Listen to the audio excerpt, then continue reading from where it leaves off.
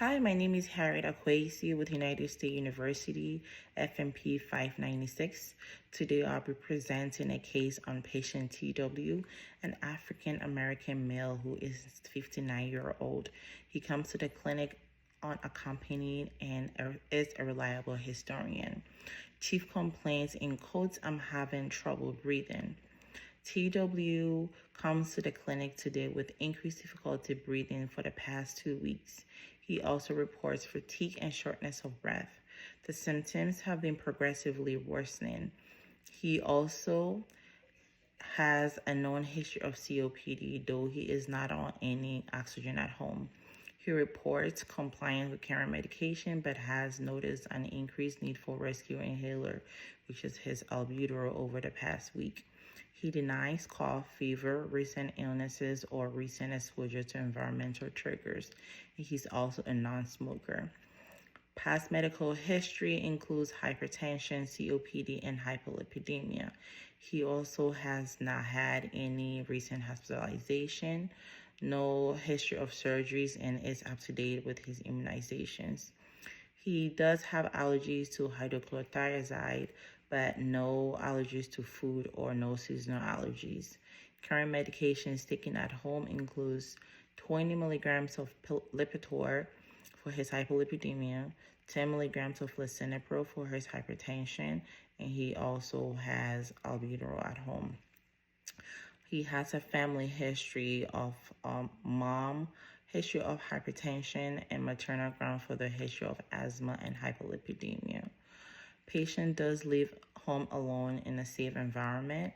He is not sexually active. He denies any illicit drug use, smoking, or alcohol consumption. He does follow a low sodium diet, though he's not always consistent. He does exercise minimally due to dyspnea on exertion. Patient does report fatigue, denies any current weight loss, fever, or chills. He does deny any blurred vision or double vision. Denies any syncope, chest pain, or palpitation. He does report shortness of breath, but denies any cough or wheezing. He does not have any issues with constipation and no issues with urination. He does have a full range of motion and denies any recent falls. Patient denies any headache, dizziness, or focal weakness. Vital signs taken were a heart rate of 92, blood pressure of 134/70, temperature of 98.6, respiration of 18, pulse ox of 94% on room air. Patient weighs 233 pounds and also height of 5'7". On physical examination, patient is alert and oriented. He is well nourished and comfortable without any acute distress.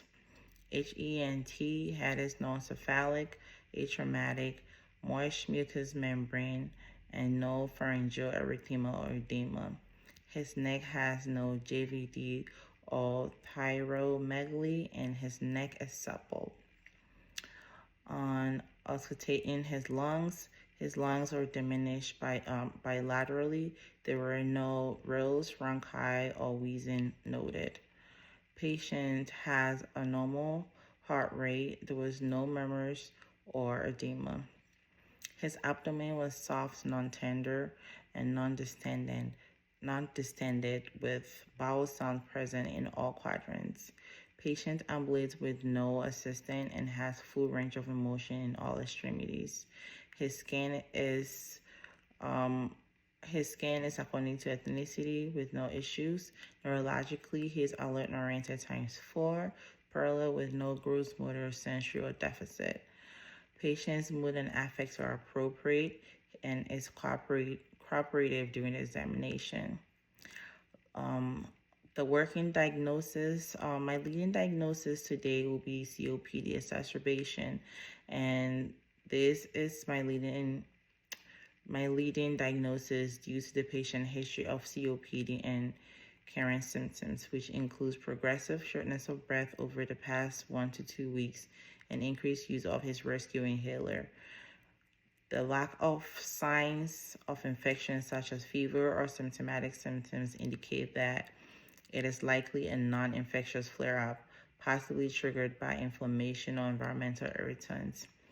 Additionally, he is a non-smoker, which suggests that the trigger may be environmental, occupational, rather than tobacco-related. Some of my differential diagnoses will be pneumonia, which is a differential due to the potential to cause worsened dyspnea in patients with underlying pulmonary condition. However, it is considered unlikely in this case due to the absence of productive cough, chest pain, chills, or fever. Additionally, there are no abnormal lung sounds documented, such as crackles or wails, that would raise suspicion for consolidation or infection. One of my differential diagnoses is also heart failure exacerbation, which was considered due to the presence of dyspnea, which is common symptoms shared with COPD. However, heart failure exacerbation usually presents with jugular venous distension, edema, orthopnea, and Rales on auscultation. None of them were reported or observed in this patient. Furthermore, he has no history of heart failure or known cardiac dysfunction, making this diagnosis less likely. Plan for TW will be a chest x-ray, which was normal, CBC and CMP, which were also normal. Treatments will be 40 milligrams of prednisone taken daily for 5 days, and also an order for Brill Ellipta 1 puff daily. Patient will be educated on signs of worsening symptoms such as increased shortness of breath, chest pain, and fever, and also be educated on the use of his inhaler and avoiding any non-environmental triggers. We will discuss the importance of follow-up and possibly need for pulmonary functioning testing. I will also recommend a flu shot yearly and also pneumococcal vaccination if the patient is not up to date. Thank you.